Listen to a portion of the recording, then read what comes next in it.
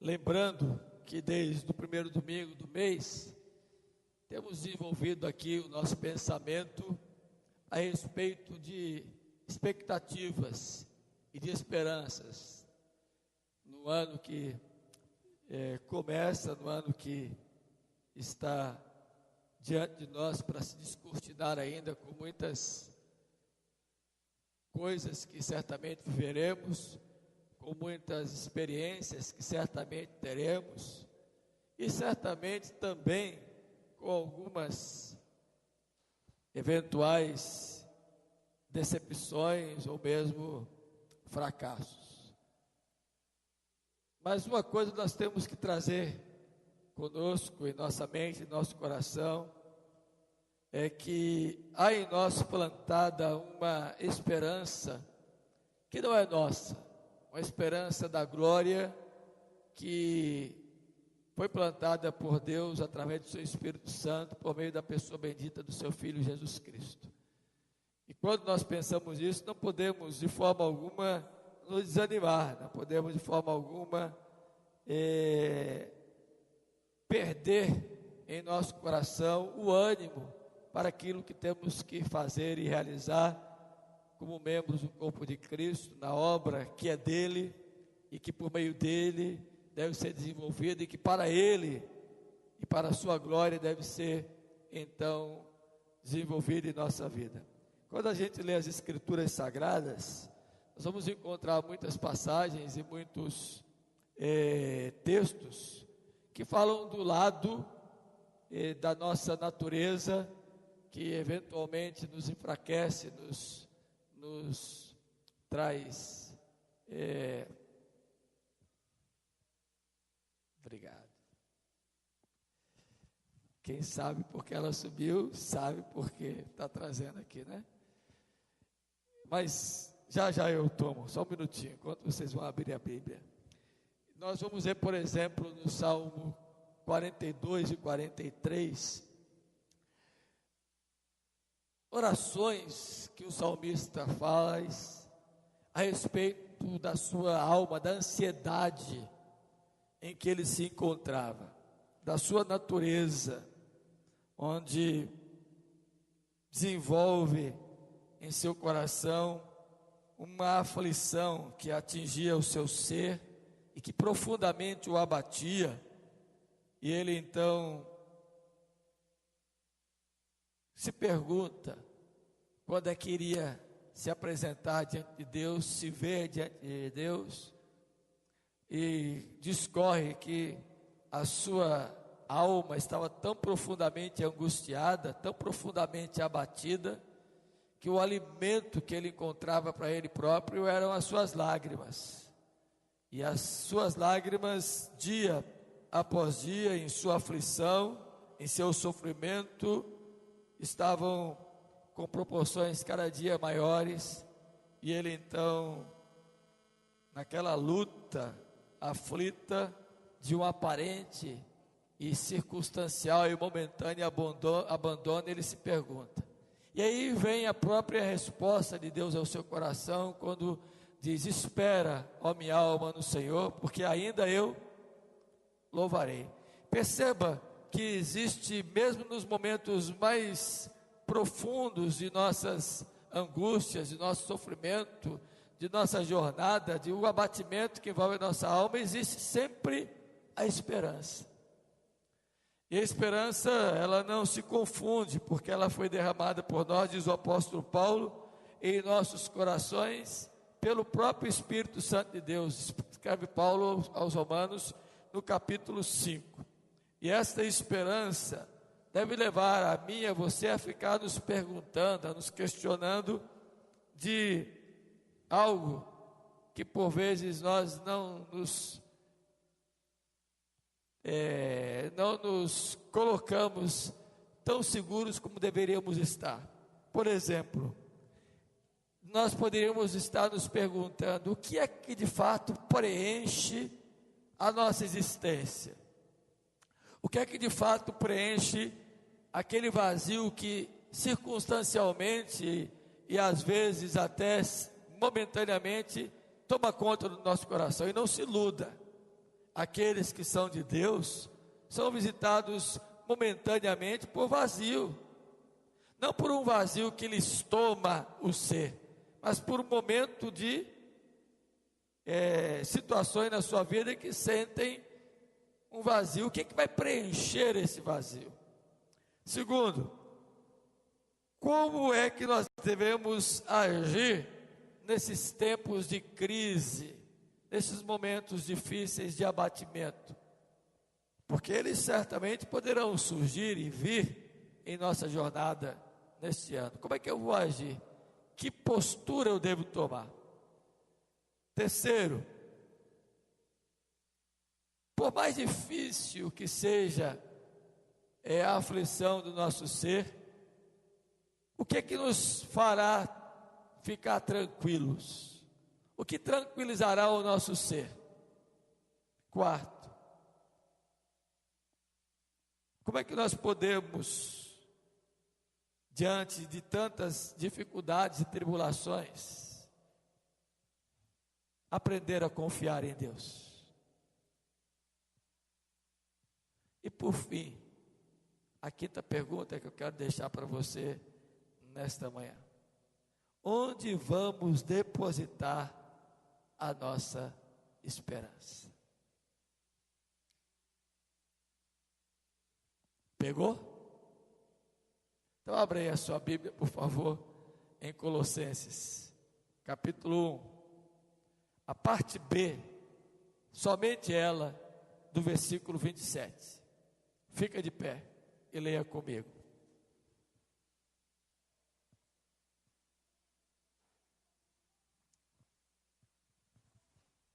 Nem pode ser, tinha, né?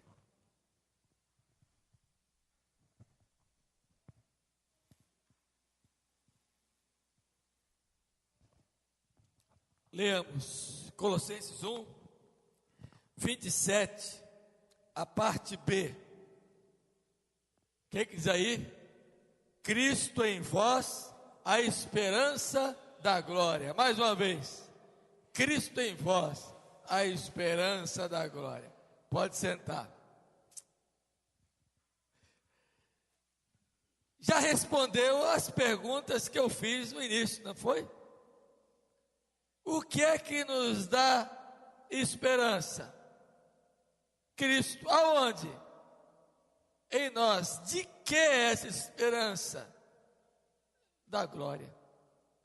Se a gente desenvolver, queridos irmãos, em nossa mente, em nosso coração, esta verdade, em todos os dias da nossa vida, em todos os momentos da nossa existência, no decorrer da nossa caminhada, certamente não estaremos no dia do abatimento, no dia da angústia, no dia dos questionamentos, estaremos vivendo sem esperança. Se esta verdade que Paulo aqui anuncia, alimentar a nossa mente, alimentar o nosso coração, alimentar o nosso pensamento, Cristo em nós, esperança da glória, viveremos seguros em nossa caminhada. Eu queria dizer para vocês que quando Paulo escreve a sua carta aos Colossenses, ele escreve basicamente para combater uma doutrina que estava vigindo a época, a doutrina do gnosticismo. Em síntese, que dizia que Cristo não havia de forma alguma vindo como Deus. Ele era mais um homem qualquer, com uma qualidade diferenciada dos demais homens, em sua natureza, uma pessoa especial. Então Paulo diz: olha, tomem cuidado, porque há muita gente ensinando coisas que não são de Deus. O versículo 8 do capítulo 2 já é esta advertência, quando Paulo diz: tomem cuidado, não se deixem enredar, não se deixem ser tomados por uma rede, onde a filosofia meramente humana, com suas sutilezas, os rudimentos dos homens, que são do mundo e não segundo Cristo, venham a tomar a mente e o coração de vocês. Tenham cuidado. E ele, então, no capítulo 1, no versículo 13 em diante, ele começa a discorrer sobre a excelência da pessoa de Cristo e de sua obra. Ele diz: foi Ele que nos libertou do império das trevas. É Ele que nos transporta para o reino do amor de Deus. Foi nele que nós obtivemos redenção. A remissão de nossos pecados está nele. Versículo 15 do capítulo 1. É Ele a imagem do Deus invisível. Tudo que nós precisamos ver de Deus está em Cristo Jesus. Tudo que nós precisamos compreender de Deus está nele, o primogênito da criação. Aí ele diz no versículo 16: nele foram criadas todas as coisas, nos céus, sobre a terra, as visíveis, as invisíveis, o que se vê, o que não se vê, o que é perceptível, o que não é perceptível da criação, foi criada nele. Os tronos, as soberanias, os principados, as potestades, tudo foi criado por meio dele e foi criado para ele, diz o versículo número 16. 17, ele é antes de todas as coisas, antes de qualquer coisa existir, ele já existia. É o que diz o escritor sagrado aos Hebreus no capítulo 1, quando fala a respeito da sustentação de toda a obra da criação que está nele. Ele é o cabeça do corpo da igreja, ele é o princípio, o primogênito de entre os mortos, aludindo aqui à questão de que quem ressurgiu primeiro foi ele. Portanto, nós temos esperança da ressurreição nele, que é a primazia de todas as coisas. Um dia ressuscitando, nós também ressuscitaremos. Versículo 19: nele está a plenitude. Plenitude de quê, queridos? Plenitude de graça, plenitude de misericórdia, plenitude de amor, plenitude de esperança. Está na pessoa bendita do Filho de Deus. A palavra que é usada para plenitude aqui é a palavra que diz que enche tudo, que enche todas as coisas. Nele aprove Deus que residisse essa plenitude. Versículo 20 do capítulo 1: nele está a paz que foi pelo sangue derramado na cruz, como cantamos ainda há pouco, pudéssemos ter sido reconciliados com Deus. Preste atenção aqui numa coisa: a palavra reconciliação pressupõe que havia o quê? Inimizade. Quando Paulo diz que no sangue de Jesus nós encontramos a paz, e esta paz que Deus nos dá foi por meio da reconciliação que em Jesus é possível. Ou seja, se não formos alcançados por Deus na reconciliação que o seu Filho Jesus Cristo tem o poder de fazer, de nos tornar de novo próximos de Deus, nós viveremos em tormentos neste mundo, veremos em total desarmonia em nosso ser, não apenas com Deus, a nossa própria alma, a nossa própria estrutura, o nosso próprio pensamento, todo o nosso ser vai viver desajustado. Só a possibilidade de paz quando reconciliados por Deus na pessoa do seu Filho Jesus Cristo, e o preço, o meio pelo qual essa reconciliação é possível é o sangue de Jesus. Versículo 21: e a vós outros também, que outrora erais inimigos no entendimento pelas vossas obras malignas. Paulo vai ampliando o entendimento, dizendo: olha, vocês anteriormente eram inimigos de Deus, não apenas na compreensão, mas na prática. As obras que vocês faziam denotavam que vocês não eram de Deus. E é o que Paulo fala no capítulo 2 da carta aos Efésios, que nós estamos vivendo como filhos da desobediência. Agora, porém, novamente ele traz o entendimento: vos reconciliou no corpo da sua carne, mediante a sua morte, para quê?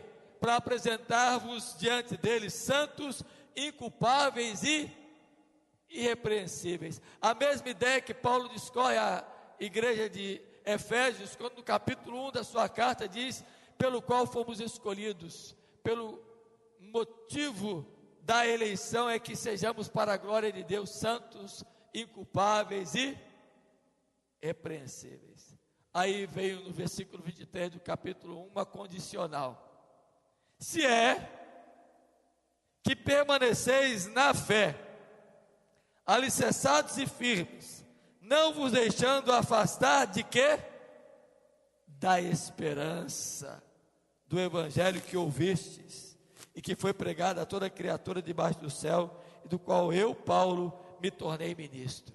Paulo está dizendo: olha, se vocês permanecerem alicerçados, bem firmados, sobre uma base do fundamento que é o evangelho da esperança que vocês ouviram, certamente vocês têm em Cristo a esperança da glória plantada em vocês.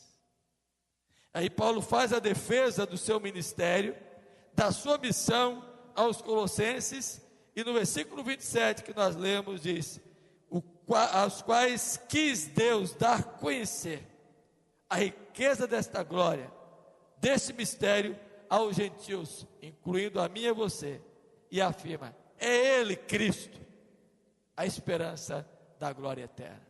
Eu quero, nesta manhã, ligeiramente, dizer para você que esse chamado, essas palavras de Paulo, orando pelos colossenses, é o mistério do evangelho que Deus revelou a mim e a você, que trará esperança para os dias difíceis, para os dias de aflição, para os dias que enfrentaremos a ansiedade, para os dias em que estivermos lá nos questionando, como questionou o salmista, ou questionaram a ele: o teu Deus onde está? Nos dias em que a nossa alma estiver sendo alimentada pelo abatimento, nos dias em que as lágrimas do nosso ser estiverem sendo vertidas, e elas tão somente é o que marca o nosso dia, a nossa esperança deve estar posta em Deus, na pessoa do seu Filho Jesus Cristo, que nos levantará daquele abatimento e permitirá que que o venhamos a louvar, que venhamos a louvá-lo com mais intensidade, com mais vigor, com mais ânimo, com mais disposição. Depois do abatimento vem a alegria. Depois da prostração vem o soerguimento. Depois do fracasso vem a conquista. Depois da perda vem o ganho. E só entenderemos isto se Cristo estiver em nós, como esperança da glória. E Cristo em nós é o evangelho da esperança. Versículo 23 do capítulo 1.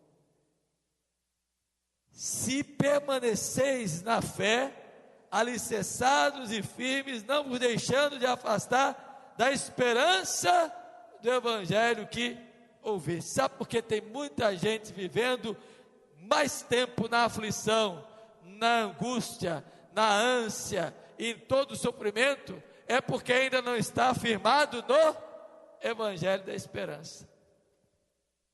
Porque o abatimento vai nos visitar uma hora, mais cedo ou mais tarde a aflição chegará à minha porta, mais cedo ou mais tarde a tribulação virá sobre mim, mais cedo ou mais tarde enfrentarei dias não tão bons.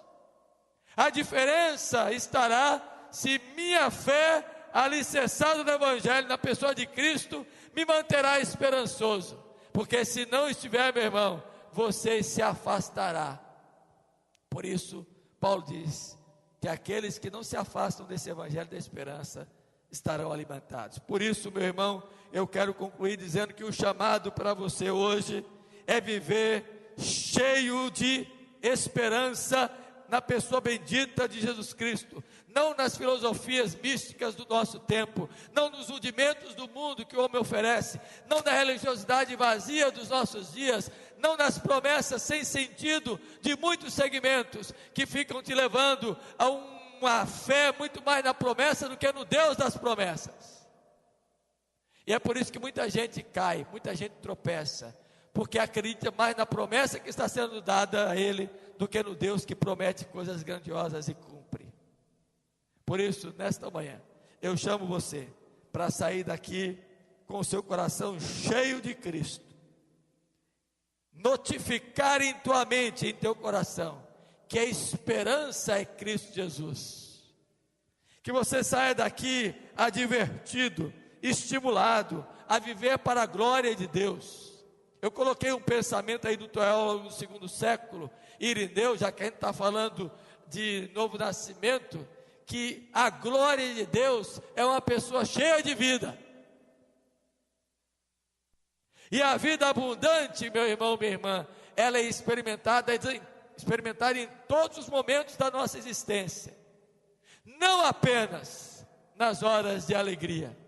A abundância de vida reflete quem somos também nas horas duras, quando a esperança do Evangelho na pessoa do seu Filho Jesus Cristo nos alimenta e nos faz levantar daquele abatimento para louvar e glorificar o Senhor mais e mais. E por fim, saia daqui instruído na palavra de Deus, sabendo que o testemunho desta palavra no seu coração permitirá que você seja entusiasmadamente contagiado pela esperança da glória que há em Cristo Jesus. A Bíblia não diz que nós não vamos enfrentar dias difíceis, mas a Bíblia diz que poderemos viver a alegria do Evangelho, mesmo na hora dura. A alegria de pertencer a Cristo é maior do que o pertencimento momentâneo e circunstancial da aflição que nos toma. Cristo em vós, Cristo em nós, Cristo em mim, a esperança da glória. E o que alimenta mais se não participarmos da ceia? A esperança de que Ele voltará para nos levar para a glória eterna um dia. Que Deus nos abençoe. Amém? Vamos ficar de pé? E enquanto entoamos um cântico, convido os presbíteros a virem à frente e se postarem aqui à mesa.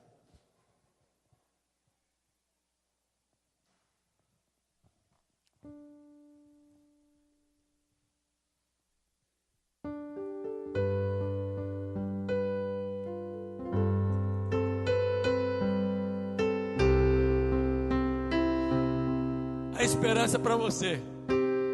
2014 é um ano de esperança. Como foi 2013, como será os próximos? Porque enquanto Cristo não voltar, a esperança alimenta o nosso coração. Enquanto Ele não retornar, eu vou ter que viver esses dias aqui na esperança do Evangelho, o Evangelho da paz, o Evangelho da salvação, o Evangelho da segurança, o Evangelho de Cristo. Não as filosofias, não os rudimentos, não as religiosidades, não os acontecimentos, nem mesmo as promessas deve trazer esperança para mim, mas o Deus de promessas que prometeu me trará esperança. Ele voltará um dia, e enquanto Ele não voltar, todos os dias Ele vai me visitar. E enquanto eu estiver abatido lá, chorando, me alimentando com lágrimas, aí Ele diz: espere em Deus, porque tua alma vai louvar ainda. Olha que coisa gloriosa. Sabe o que significa isso? Você está passando esse dia, mas o outro virá. Esperança não morre. Vamos lá? Deus enviou.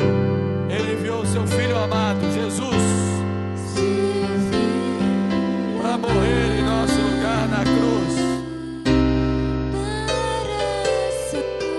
e me salvar, não apenas da condenação eterna, mas dos meus dramas, dos meus males.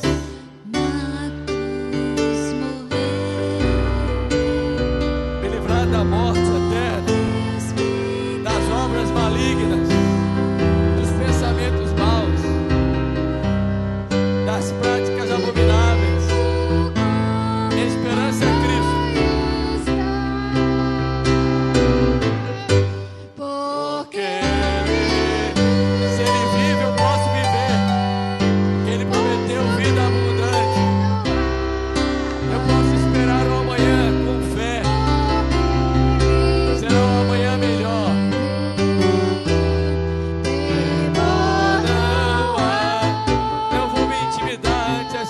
situações difíceis. Vou me alimentar da verdade. Que a minha vida, a sua vida nas mãos do Senhor. É Cristo a esperança da glória eterna, mas aqui também a glória dele. E quando enfim chega na hora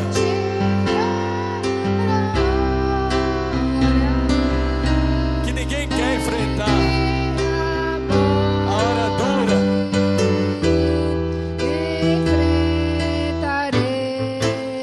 a vitória já está garantida. Porque ainda que morra, viverá. Quem está em Cristo vivo. Vitória sobre o poder da morte.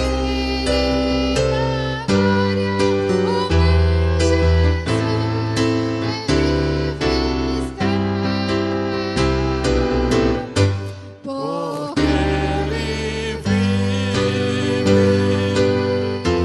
posso crer no ar. Porque Ele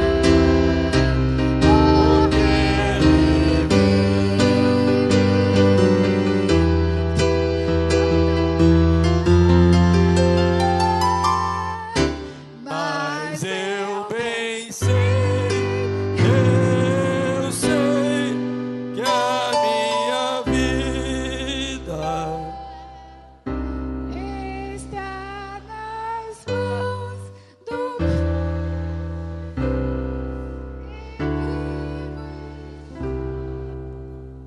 Amém. Antes de tomar o pão e o cálice, convido você a abrir a sua Bíblia. E hoje eu quero ler Apocalipse 19. Diferentemente do que eu faço em todas as celebrações da ceia, lendo 1 Coríntios 11, quero ler Apocalipse 19 com você. Olha só, do verso 1 ao verso 9. Depois dessas coisas, ouvi no céu uma como grande voz de numerosa multidão dizendo: Aleluia! A salvação e a glória e o poder são do nosso Deus, porquanto verdadeiros e justos são os seus juízos, pois julgou a grande meretriz que corrompia a terra com a sua prostituição, e das mãos dela vingou o sangue dos seus servos. Segunda vez disseram Aleluia, e a sua fumaça sobe pelos séculos dos séculos. Os 24 anciãos e os 4 seres viventes prostraram-se e adoraram a Deus que se acha sentado no trono, dizendo: Amém, Aleluia. Saiu uma voz do trono exclamando: Dai louvores ao nosso Deus, todos os seus servos, os que temeis, os pequenos e os grandes. Então ouvi uma como voz de numerosa multidão, como de muitas águas e como de fortes trovões, dizendo: Aleluia, pois reina o Senhor nosso Deus, o Todo-Poderoso. Alegremo-nos e exultemos e demos-lhe glória, porque são chegadas as bodas do Cordeiro, cuja esposa a si mesmo já se ataviou, pois lhe foi dada vestir-se de linho finíssimo, resplandecente e puro, porque o linho finíssimo são os atos de justiça dos santos. Então me falou o anjo: escreve. Todos juntos vamos ler o verso 9. Bem-aventurados aqueles que são chamados às ceias das bodas do Cordeiro. E acrescentou: são essas as verdadeiras palavras. O que traz paz? A esperança do Evangelho. O que é a esperança do Evangelho?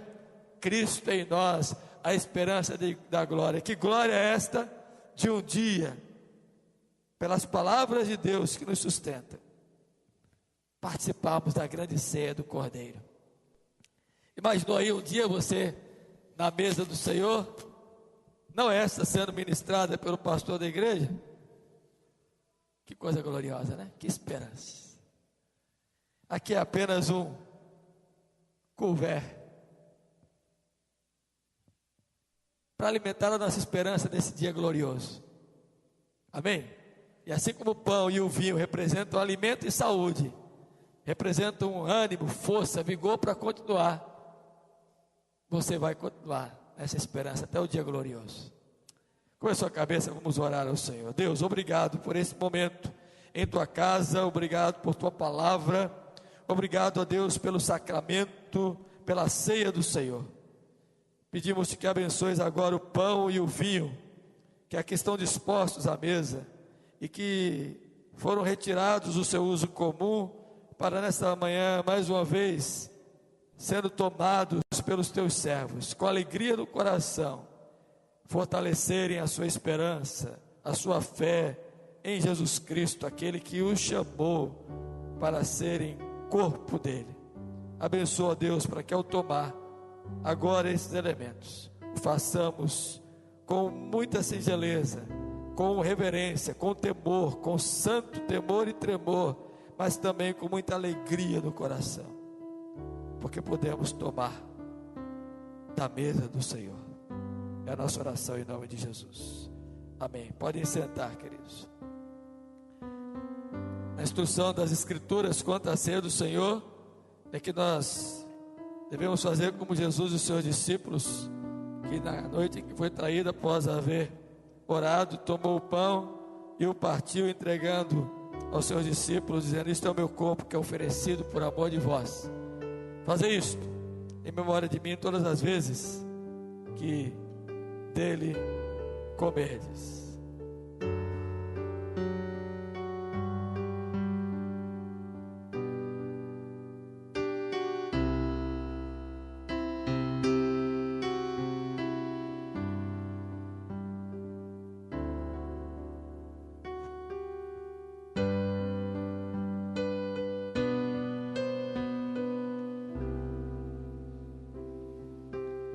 Poderão participar todos os membros comungantes de qualquer igreja genuinamente cristã, que estejam em plena comunhão, não estejam sob disciplina, podem tomar agora O de cruz se vestiu, belo dia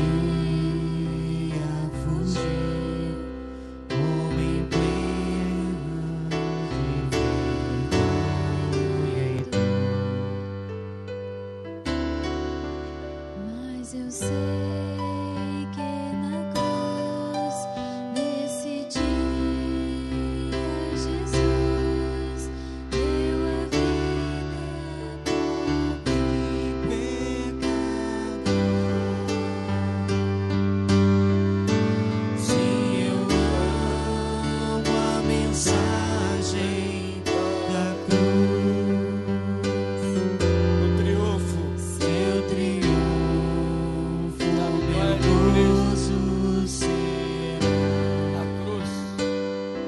É alegria, é gozo, é satisfação nossa. Em lugar de Dia, uma cruz, nós teremos a coroa a coroa da glória eterna. Jesus te dará.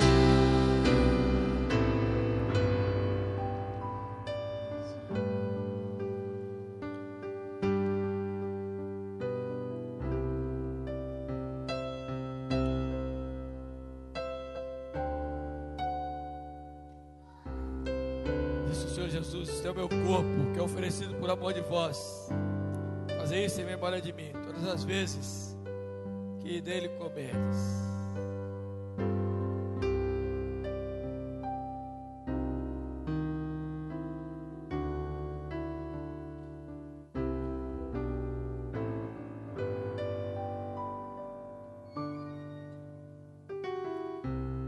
Assim também nos diz a Bíblia que após haver ceado, Jesus toma o cálice e diz: esse é o cálice da nova aliança do meu sangue, que foi derramado em favor de muitos. Fazer isso em memória de mim todas as vezes que dele beberdes. Igualmente, agora podem participar deste elemento os que participaram do primeiro elemento.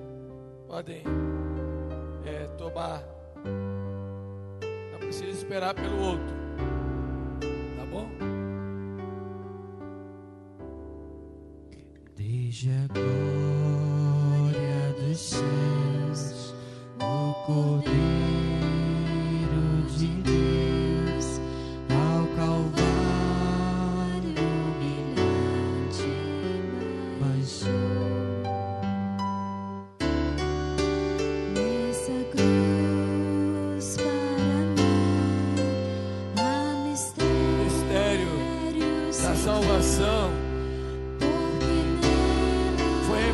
a mim e a você. Diz Paulo em Colossenses, texto que lemos. Isso traz esperança para nós. Seu triunfo, meu gozo será, pois um dia Em lugar de uma cruz, a coroa Jesus me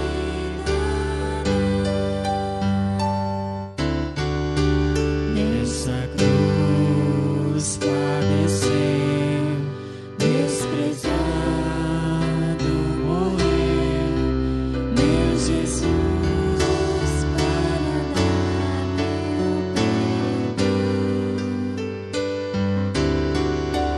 Eu me alegro na cruz, dela vem graça. Esse é o cálice da nova aliança do meu sangue, disse Jesus, derramado em favor dos noivos. Fazei isso em memória de mim todas as vezes que beberdes Uma mensagem deste cálice. cruz, seu triunfo, meu gozo será, Cuida a igreja estar de pé. pois um dia Em lugar de uma cruz, a coroa Jesus me dará. Olha o que diz a parte A do versículo 27 de Colossenses 1 que nós lemos, nos quais Deus quis dar a conhecer qual seja a riqueza da glória desse mistério. Que riqueza é esta? Cristo em vós, a esperança da glória. Amém? Porque todas as vezes que comerdes esse pão, beberdes esse cálice, anunciais a morte do Senhor, a igreja fala,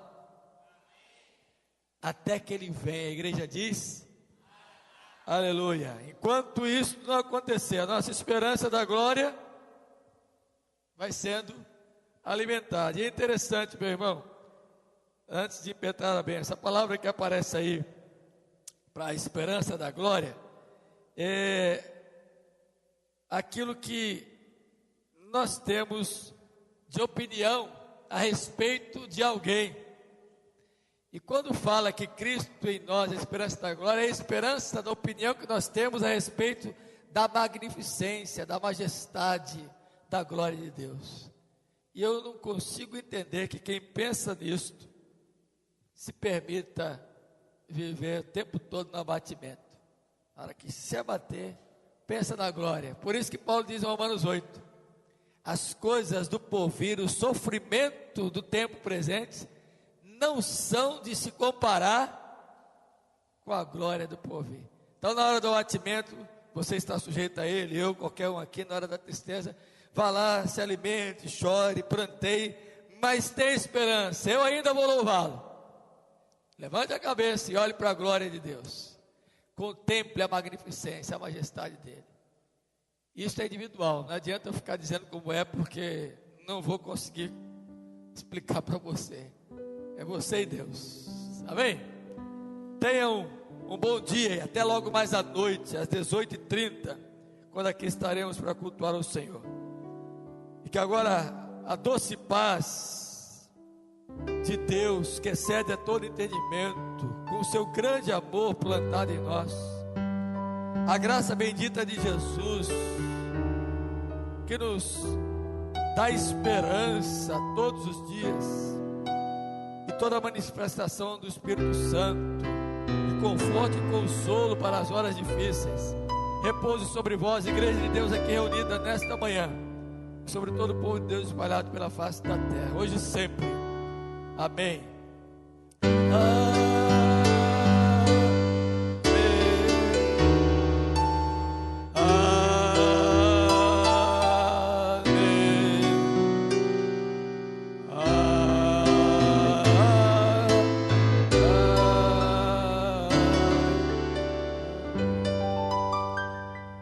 podem sentar enquanto chegamos à porta. Eu não costumo fazer isso, mas vou fazer. Diga aí para o seu irmão, na Bíblia da linguagem de hoje, olha só, você vai dizer assim, ó: Cristo está em você. O que lhe dá, Ele é firme esperança. Então, tome parte desta glória de Deus. Que maravilha! Vá na paz.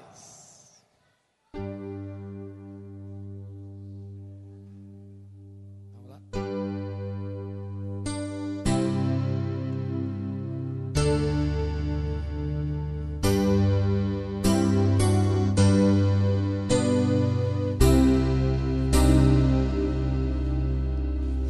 Firme nas promessas do meu Salvador, cantarei louvores ao meu Criador, pelos séculos do seu amor. Firme nas promessas de Jesus.